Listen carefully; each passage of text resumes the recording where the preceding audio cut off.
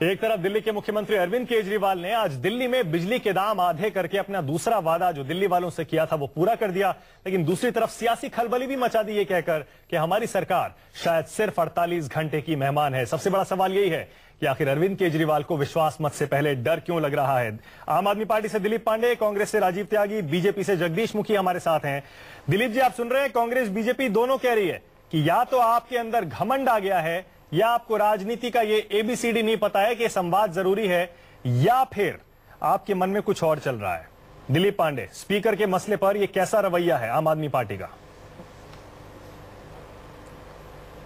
देखिए, एक चीज तो सही कह रहे हैं ये लोग कि हमें इनकी वाली राजनीति नहीं आती, और ये हमारा सौभाग्य है कि हमें भाजपा और कांग्रेस वाली जो राजनीति है नुरा कुश्ती वाली, क्या आप इन दोनों को अछूत मानते हैं? देखिए, हमारी राजनीति की वजह से देश कहीं नहीं टूटा है, और जिस तरह से आप बार बार जो है ना हमको और भारतीय जनता पार्टी को जिस तरह अटैक कर रहे हैं, तो कृपया फॉर गॉड से के देख लीजिए, इतिहास पढ़ के देख लीजिए, कांग्रेस का इतिहास भी पढ़ के देख लीजिए, भारतीय जनता पार्टी का इतिहास भी पढ़ के देख लीजिए। आपका ही ऑब्जेक्शन आया था कि बीच में ना बोले, इसलिए कि आप बार बार जो ऐसी बात कर रहे हैं जो कि नहीं होनी चाहिए कायदे में राजनीति में। जो लोग हमें संवाद सिखा रहे हैं वो लोग भी संवाद के कुछ नियम खुद के लिए एस्टेब्लिश कर ले, ज्यादा अच्छा होगा। अच्छा दिलीप जी, ऐसा तो नहीं है, आप कह रहे, चलिए आप तो जाहिर यही कहेंगे कि घमंड नहीं है। संवाद की बात है दिलीप जी, ऐसा तो नहीं है, बात पूरी कर लूं दिलीप जी, ऐसा तो नहीं कि आप कांग्रेस बीजेपी को अछूत मानते हैं। बात पूरी कर लूं सर मैं? हाँ बोलिए बोलिए सर, मेरी बात काट दी गई है, मैं अपनी बात कह लूं पूरी? बोलिए। राजीव जी ने मेरी बात काट दी, अपने नियम खुद तोड़ो, उन्होंने अपनी बात पूरी कर दूं।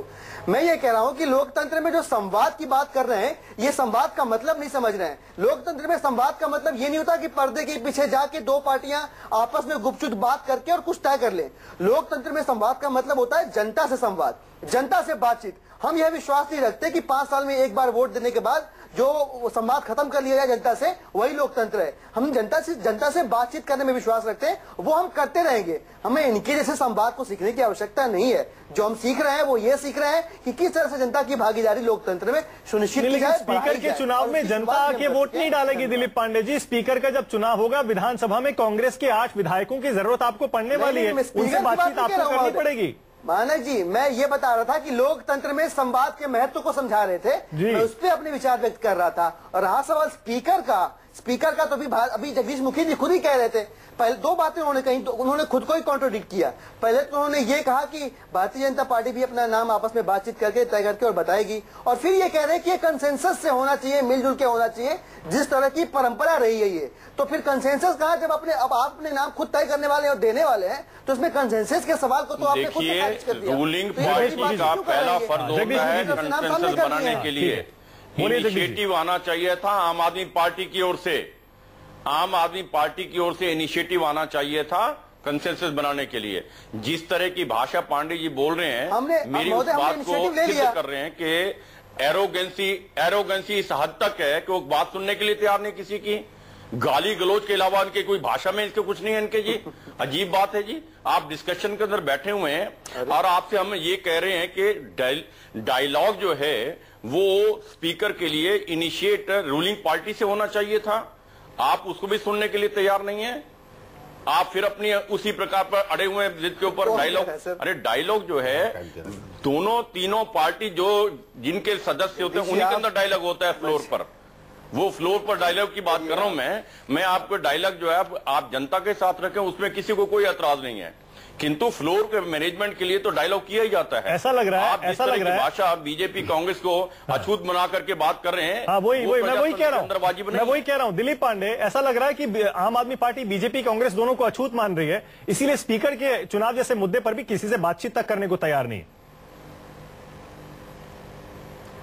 अभी जगदीश मुखी जी पता नहीं क्यों ऐसा कह रहे थे, वो तो काफी वरिष्ठ राजनीतिज्ञ हैं, वो कह रहे हैं मैं सुनने को तैयार नहीं, जबकि मैं शांतिपूर्वक उनकी बात और राजीव जी की बात सुन रहा था। मेरी बात राजीव जी काट रहे थे, इसलिए मैं कहा कि मेरी अपनी बात पूरी कर ली जाए।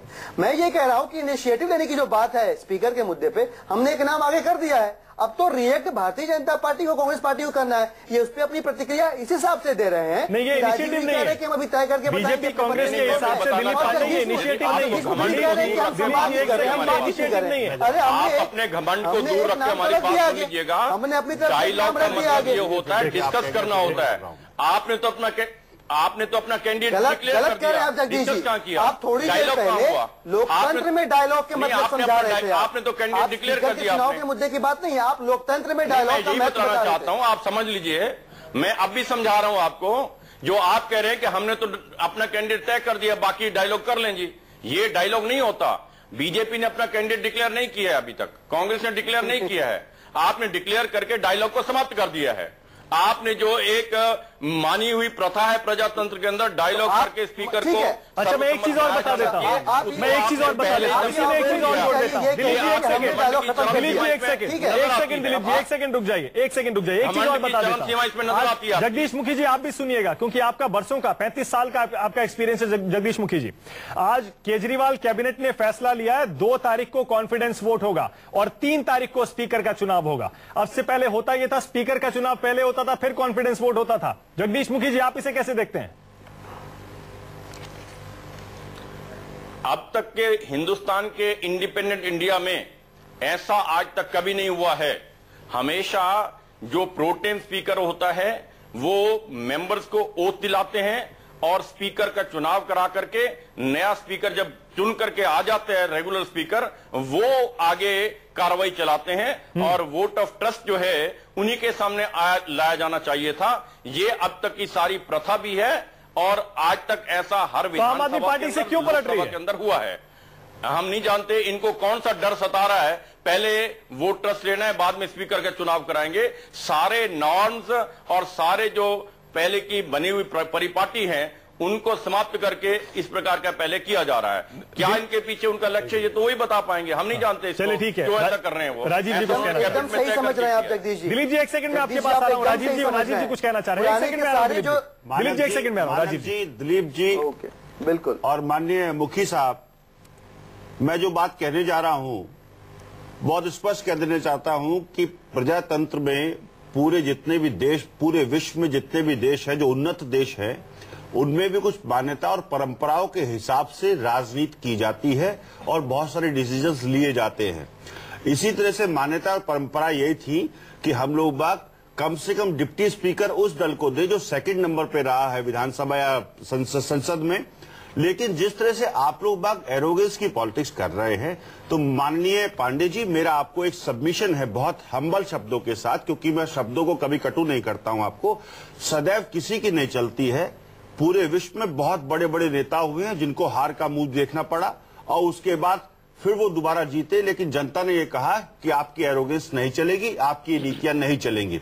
तो ठीक इसी तरह से कृपया मेरा एक सजेशन है, अगर आप देश में वाकई में स्वस्थ राजनीति करना चाहते हैं, अच्छी राजनीति करना चाहते हैं, तो कृपया अपने कटु शब्दों को छोड़ दीजिए और एरोगेंस को छोड़ दीजिए। ये बिन मांगे मैंने आपको सलाह दी है, मांगे माने तो ठीक है, ना माने तो ठीक है। चलिए, घमंड छोड़ने की बात तो राजीव त्यागी कर रहे हैं, लेकिन मैं सवाल राजीव जी एक और पूछ रहा हूं आपसे। सवाल मेरा यह है, जगदीश मुखी साहब उस पर बोल चुके हैं, आम आदमी पार्टी की सरकार, अरविंद केजरीवाल की कैबिनेट पहले कॉन्फिडेंस वोट और फिर स्पीकर का चुनाव क्यों करना चाहती है? क्या वो कांग्रेस को टेस्ट करना चाहती है? बेहतर ये हुआ कि उस पर देखिए पांडे जी इस मामले में कोई जवाब नहीं दे पाएंगे। वो जवाब जो देंगे वहां पे सिर्फ एक आदमी जवाब दे सकते हैं, अरविंद केजरीवाल। वहां ना तो उनकी कैबिनेट का कोई व्यक्ति जवाब दे सकता है, नहीं ना पांडे जी जवाब। इस पर आप जवाब दे दीजिए मुझे। मैं कहूँ आप इस पर जवाब दे दीजिए कि 2 तारीख को कॉन्फिडेंस वोट और 3 तारीख को स्पीकर का चुनाव। आजाद भारत के इतिहास में जगदीश मुखी साहब भी कह रहे हैं पहले कभी नहीं हुआ कि पहले कॉन्फिडेंस वोट और उसके बाद स्पीकर का चुनाव। ठीक है, इस बार क्यों बदलना चाहती है उसे आम आदमी पार्टी? वो ठीक है कि हमें 25% वोट मिले हैं, टोटल वोट जो पोल हुए हैं, लेकिन हमारी सीट सिर्फ 8 है। तो हम लोगों को देखिए, मैं पूरा कंप्लीट कर लूं, हमारी सीट सिर्फ 8 है। हम लोगों को दिल्ली के नागरिकों ने विपक्ष में बैठने का न्योता दिया, हम लोग विपक्ष में बैठने को तैयार थे, लेकिन दोबारा चुनाव ना हो इसी वजह से हम लोगों ने इनको समर्थन दिया।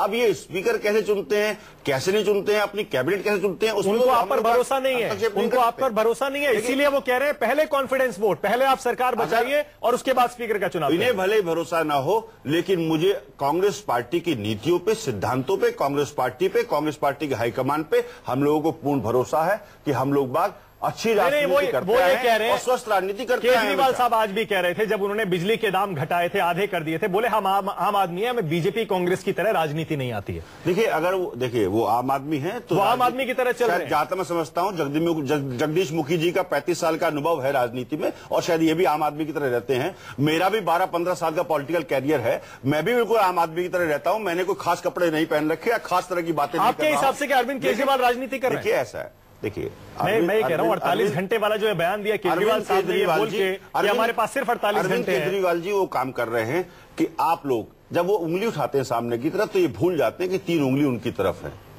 हर व्यक्ति जब दूसरे की तरफ उंगली उठाता है तो उसको देख लेना चाहिए कि 3 उंगली आज भले ही ना हो, तो कह रहे हैं आपकी तरफ वो तो कह रहे हैं सारी की सारी उंगलियां हमने आम आदमी पर लगा दी हैं। पहले पानी के दाम घटाए, आज बिजली के दाम भी घटा दिए। 2 वादे पूरे कर दिए। मानक जी, आम आदमी के लिए पिछले विगत 5 साल में और विगत 10 साल में जिस तरह से हम लोगों ने कार्य किया है और अधिकार तो बिजली के दाम घटाए, अधिकार ठीक है, हमने बिजली के दाम नहीं घटाए, लेकिन दिल्ली को कितना बेहतर किया, कितना बेहतर किया। अब ये दिल्ली को और बेहतर करें, दिल्ली का चेहरा और साफ करें, दिल्ली को और बेहतर, दिल्ली के नागरिकों को और बेहतर सुविधाएं दें। हमारी शुभकामनाएं, मंगल कामनाएं इसके लिए। चलिए, बहुत बढ़िया। मुफ्त पानी के बाद दिल्ली के नए सीएम अरविंद केजरीवाल ने सस्ती बिजली मुहैया कराने का वादा पूरा कर दिया है। सस्ती बिजली आपको बता दें, क्या मैं एक चीज, शायद मैंने इनका मैनिफेस्टो नहीं पढ़ा था पांडे जी का। मैं सिर्फ पांडे जी से पूछना चाहता हूं कि जो सस्ती बिजली आपने दी है, जब आपने अपने मैनिफेस्टो में कहा था कि हम लोग बाग 50% दाम करेंगे बिजली पे, तो क्या आपने कोई स्लैब वगैरह दिए थे कि 400 यूनिट तक 50% करेंगे, 400 के बाद पूरा बिल लेंगे? कोई इस तरह का आपने घोषणा की थी क्या? दिलीप पांडे जी, देखिए जगदीश मुखी जी, 2-3 चीजें हैं। मतलब आपने प्रश्न पूछा, उस प्रश्न का जवाब मैं प्रश्न में ही दूंगा। अभी मानक जी ने भी बातों बातों में वो बात कह दी कि आप भी कर सकते थे, आपने क्यों नहीं कहा, तो आपने उस बात को टाल गए। 2 चीजें आप मुझे अगर स्पष्ट कर दें कि पहला प्रश्न तो मेरा आपसे ये है, चैनल के माध्यम जानना चाहूंगा कि हमने ऑडिट का भी ऑर्डर किया है, बिजली कंपनियों के ऑडिट का भी ऑर्डर किया है, वो ऑडिट भी शुरू होगा। आपकी सरकार जब थी दिल्ली के अंदर, तो आपने बिजली कंपनियों के ऑडिट क्यों नहीं कराया, पहला प्रश्न। और दो कंपनियों के ऊपर 4,500 करोड़ रुपए का बकाया है। हम जो 200 करोड़ रुपए का जो अभी एक्सचेकर जो 200 करोड़ रुपए की आएगी, खर्चा आएगा सब्सिडी देने में बिजली के ऊपर, जिसमें 61 करोड़ रुपए सरकार दे रही है और 140 करोड़ रुपए के आसपास की जो रकम है वो इन बिजली कंपनियों से सेट ऑफ की जाएगी उस 4,500 करोड़ रुपए के बकाये के जो उनके ऊपर है। तो आपने दो काम क्यों नहीं किए? आप मुझसे प्रश्न कर रहे हैं, हमसे प्रश्न, आम आदमी पार्टी के ऊपर सवाल खड़े कर रहे हैं। नहीं, आपके ऊपर है कि जब आप सत्ता में थे 15 साल से आप विकास का हवाला दे रहे हैं और आप ये 2 काम नहीं कर पाए, क्यों नहीं कर पाए? मुझे बता दें। कायदा ये है, देखिए सुनिए पांडे जी, बहस का कायदा ये है कि पहले मैंने सवाल पूछा, तो सवाल के जवाब में सवाल मत पूछिए। जब आप स्पष्ट जवाब दे देंगे उसका कि आपके मैनिफेस्टो में ऐसा था कि आपने कोई स्लैब बनाया था कि 400 किलोवाट तक हम 50% देंगे, 400 के बाद हम नहीं देंगे, तो इस तरह का किया था, तो आप मुझे बताइए, फिर उसके बाद मैं जवाब दे दूंगा आपको। उसका जवाब दे दूंगा मैं, तो आप ये 2 प्रश्नों के जवाब निश्चित रूप से देंगे। आप इस मेरे 2 प्रश्नों के जवाब निश्चित रूप से देंगे अगर मैं आपके पहले प्रश्न का जवाब दूं। आपके पहले प्रश्न का जवाब ये है कि जितने भी domestic connection, 34 lakh domestic connection Delhi के अंदर हैं, जिसमें से 90% जो कनेक्शन हैं वो जो लोअर जो डोमेस्टिक कनेक्शन है उसमें 90% 400 यूनिट के नीचे के खर्चे के हैं। यही वजह है कि उन 34 लाख में से 28 लाख घरों को इसका फायदा होने जा रहा है। इसके बाद उन डोमेस्टिक कनेक्शंस में से जो बाकी के कनेक्शन बचते हैं 10% के कनेक्शंस, वो हायर इनकम ग्रुप के कनेक्शन है, जिनको कि वाकई में किसी भी कीमत पे कोई भी सब्सिडी नहीं देनी चाहिए। ये वही इस बार जो किया गया है, ये वही किया गया है। अब आपके प्रश्न का जवाब मैंने दे दिया, आप मेरे प्रश्न का जवाब दे दें कि अभी तक आपने ऑडिट क्यों नहीं कराया था और 4,500 करोड़ रुपए बिजली कंपनियों से क्यों नहीं वसूले? आप बताइए राजीव जी। वो तो कह रहे हैं कि हमने 400 यूनिट के ऊपर वालों से चार्ज करना इसलिए फैसला किया है क्योंकि 34 में से 28 लाख कनेक्शन ऐसे हैं जो 400 से कम यूज करते हैं। आम आदमी 28 लाख है। अब ये हुआ, ये भी सियासत कर रहे हैं। अब आम आदमी पार्टी भी सियासत कर रही है। सर सवाल का जवाब दे दिया। सियासत इसलिए आपने मेरी बात काट दी थी। मैनिफेस्टो कहते हुए कि प्रश्न आपने पूछा था, मैं जवाब करते हैं, कुछ और बताते हैं। महोदय, हम लोगों ने पांडे जी मैं जवाब दे रहा हूँ, देश देख रहा है, आप बातों का जवाब दे रहा हूँ आपको। पांडे जी, हमने बेहतर दिल्ली चलाई और 1998 में जब भारतीय जनता पार्टी से हमने सत्ता ली थी तो उस वक्त दिल्ली में 689 मेगावाट बिजली बनती थी। बहुत अच्छी दिल्ली चलाई। अब ठीक है, जवाब सुन लीजिए। अब आप भी जवाब देंगे, आप भी सवाल करेंगे तो कैसे काम चलेगा? वो ये कह रहे हैं अगर अच्छी दिल्ली चलाई होती तो आपको 8 सीटें नहीं मिलती। बिल्कुल सही बात। 70 में से 8 अच्छी दिल्ली चलाई तो 98 में हम जीते, 2003 में हम जीते, 2008 में हम जीते, 3 बार लगातार हम लोग जीते। हमने बेहतर दिल्ली चलाई। लोगों को ये लगा कि हो सकता है आम आदमी पार्टी जिस तरह से घोषणाएं कर रही है उससे और बेहतर दिल्ली बने, तो इसलिए आम आदमी पार्टी के पक्ष में निश्चित रूप से 29% वोट दिया दिल्ली में। 0 से 28 सीट आई, भारतीय जनता पार्टी की सिर्फ 8 सीट बढ़ी और इनके के नाम 28 सीट आई। चलिए ठीक है, आम आदमी पार्टी को मेरी शुभकामनाएं। लेकिन जो मैनिफेस्टो आप कहें, मैनिफेस्टो में कह देना कि बिजली हम बिल्कुल आधी कर देंगे, अब ये कह देना 400 मेगावाट पे, 400 किलोवाट, 400 यूनिट पे करेंगे। ये आप देखिए आप क्या कर रहे हैं। चलिए ठीक है, दिलीप जी थोड़ा सा ब्रेक लेना है। दिलीप जी आज अरविंद केजरीवाल ने दिल्ली की जनता से किया अपना दूसरा वादा पूरा करने का ऐलान किया। कहा दिल्ली में 400 यूनिट तक इस्तेमाल करने वालों के लिए बिजली के दाम आधे किए जा रहे हैं। अब बीजेपी से जगदीश मुखी हमारे साथ हैं, कांग्रेस से राजीव त्यागी, आम आदमी पार्टी से दिलीप पांडे। जगदीश मुखी जी, आपका क्या रिएक्शन है इस पर? आम आदमी पार्टी कह रही है जो पार्टियां दिल्ली पर राज कर रही थी बरसों से, उन्होंने कभी नहीं किया और हमने कुछ ही दिन में अपना यह वादा पूरा कर दिखाया दिल्ली वालों के लिए। आम आदमी पार्टी ने ये जो फैसला किया है बिजली की दरों में कम करने का, वो स्वागत योग्य है। हम उसकी स्वागत करते हैं क्योंकि हमारे अपने मैनिफेस्टो में ये बात रखी थी कि हम बिजली की दरों के अंदर कटौती करेंगे। ऐसा ही हमने ये अपने मैनिफेस्टो के अंदर बात रखी थी कि हम ये जो वितरण कंपनियां हैं, बिजली वितरण कंपनियां हैं, इनके अकाउंट्स जो हैं दिल्ली सरकार भी ऑडिट करेगी, सीएजी के अंतर्गत इनको लाएंगे और हमने ये भी कहा था कि इनको आरटीआई के अंतर्गत लाएंगे। ये सारी हमारी मैनिफेस्टो की बातें हैं, इसलिए जो इन्होंने ये किया है उसका हम स्वागत करते हैं। किंतु इतना साथ में और कहना चाहता हूं, जो आप कह रहे हैं कि बाकी पार्टियों ने क्यों नहीं किया, बिजली का निजीकरण हमारे टाइम में नहीं किया गया था। कांग्रेस सत्ता में आ गई तो उसके बाद निजीकरण किया गया था और हमने एक एलिगेशन लगाया था कि बिजली के निजीकरण के अंदर 12,500 करोड़ रुपए का घोटाला किया गया है, जिसमें सरकार की इन कंपनियों के साथ बराबर की भागीदारी है। चलिए ठीक है, इस सबको सीएजी ने उस पर अपनी स्टैंप लगाई। ठीक है, हम वो सब पुरानी बातें हो गई। हक में है कि ऑडिट होना चाहिए, कार्रवाई होनी चाहिए, कंपनियों पर सख्ती की जानी चाहिए। ठीक है जगदीश मुखी साहब, वो सब पुरानी बातें हो गई। जाते जाते छोटा सा सवाल आपसे ये पूछ रहा हूं, आप प्रोटेम स्पीकर नहीं बनना चाह रहे हैं, क्या स्पीकर का चुनाव बीजेपी की तरफ से आप लड़ने जा रहे हैं जगदीश मुखी जी? नहीं, ऐसा भारतीय जनता पार्टी हमारा नेतृत्व तय करेगा। अभी तक तय नहीं हुआ है कौन चुनाव लड़ेगा। चलिए ठीक, भारतीय जनता पार्टी तय करेगी, अभी तक तय नहीं हुआ। चलिए ठीक है साहब। राजीव त्यागी जी, फिर से बिजली के मुद्दे पर आ रहा हूं मैं, क्योंकि आप बहुत देर से शेरो शायरी में अपनी बात कह रहे हैं। बीजेपी तो कह रही है कि हम तो पहले से ये सब करना चाह रहे थे, आपको लेकिन ये फैसला ऐसा लग रहा है कि गले नहीं उतर रहा है। नहीं, हमें स्वागत योग्य कदम है।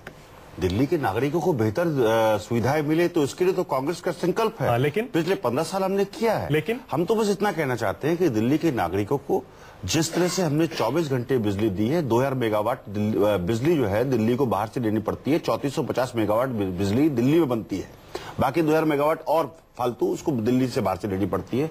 मैं तो सिर्फ इतना कहना चाहता हूं पांडे जी से और आम आदमी पार्टी से, कहां तो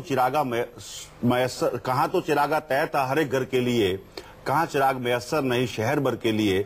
तो चिराग जो है 24 घंटे जले, बिजली 24 घंटे मिले, बेहतर जीवन मिले दिल्ली के लोगों को, इसके लिए शुभकामनाएं। आखिरी 20 सेकंड है दिलीप पांडे मेरे पास, सिर्फ कोई शेर कहना चाहेंगे या एक दो लाइनों में अपनी बात कहेंगे? बहुत कम समय मेरे पास। दिलीप पांडे।